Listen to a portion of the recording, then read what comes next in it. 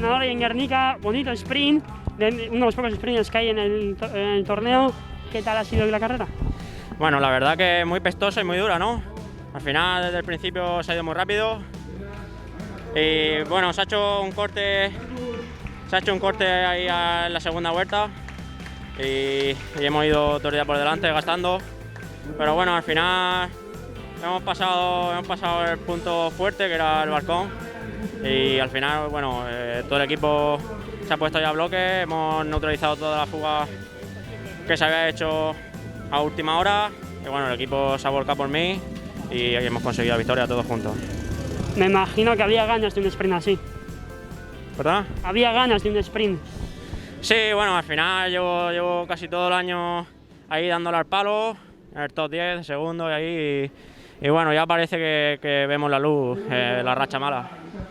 No quedan muchos sprints, tampoco muchas carreras. ¿Qué esperas ahora para terminar la temporada?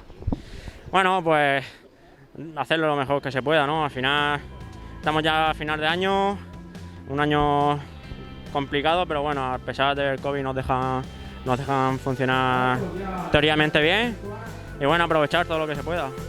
Sorionak. Gracias.